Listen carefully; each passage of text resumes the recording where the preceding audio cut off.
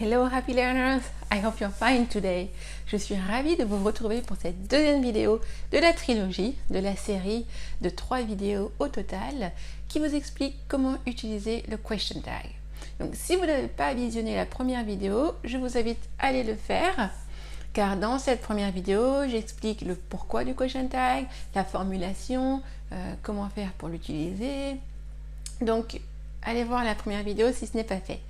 Si c'est déjà fait, eh bien, continuez juste à suivre cette vidéo.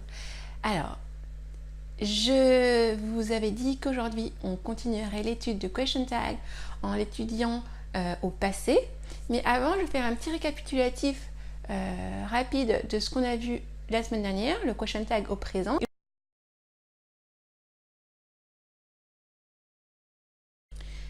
Dans cette illustration en film, le personnage dit You want me to send it back, don't you? You want me to send it back, don't you? Tu veux que je le renvoie, tu veux que je te le renvoie, n'est-ce pas? Donc vous voyez que dans cette phrase, You want me to send it back, il n'y a pas d'auxiliaire et c'est pour cela qu'elle utilise don't à la forme inverse. You want me, phrase affirmative, et question tag, forme négative, don't you. Regardez maintenant ce deuxième exemple.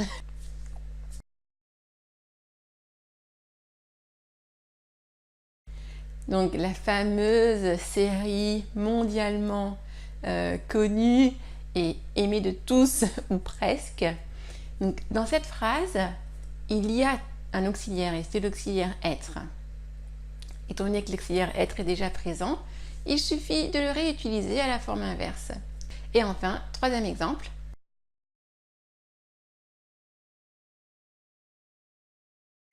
Dans cet exemple, eh bien, il dit I do.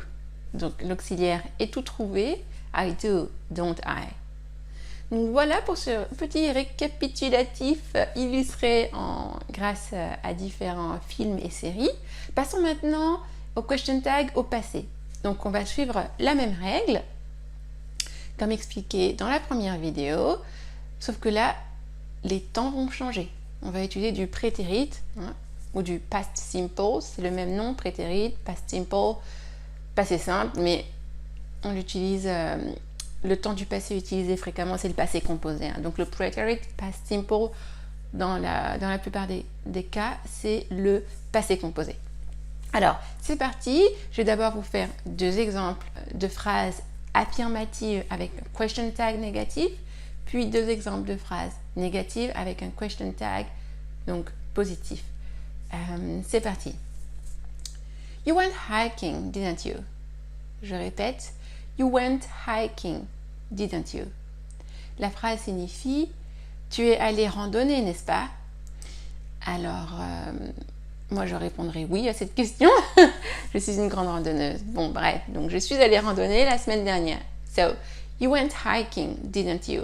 Et je pourrais répondre yes, I did. Donc, you went hiking. You went, c'est le verbe to go au prétérit. You went hiking. Il n'y a pas d'auxiliaire dans cette phrase. Donc, l'auxiliaire à utiliser, c'est do. Mais comme la phrase est au prétérit, do est également conjugué au prétérit. You went hiking, didn't you? À la forme négative, forme inverse. Deuxième exemple. She called the client, didn't she? She called the client, didn't she? Elle a appelé le client, n'est-ce pas? Idem. Pas d'auxiliaire présent dans la phrase, donc c'est l'auxiliaire do que nous utilisons au prétérit. She called the client, didn't she? Donc voilà pour les 2 exemples en phrase affirmative. Maintenant, les 2 exemples avec une phrase négative. You are not alone. Where are you? You are not alone. Where are you?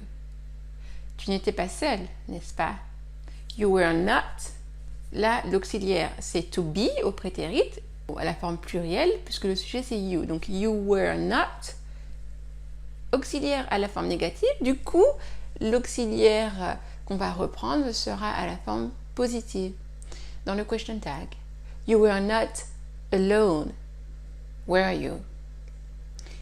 vous voyez bien que je prononce were et non pas where. Hein, attention à la prononciation. Where, c'est pour dire où, hein, le lieu. Were, c'est l'auxiliaire. To be au prétérit au pluriel.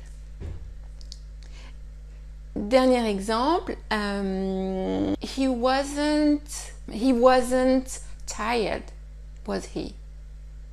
He wasn't tired, was he? Il n'était pas fatigué, n'est-ce pas? He wasn't, auxiliaire être, forme négative.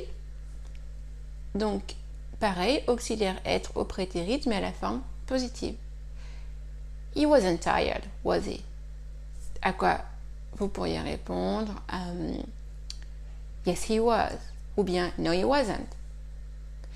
Voilà pour la suite de cette série de vidéos sur le question tag. Donc jusqu'à présent, nous avons étudié le question tag au présent, au passé, avec une révision en images du présent.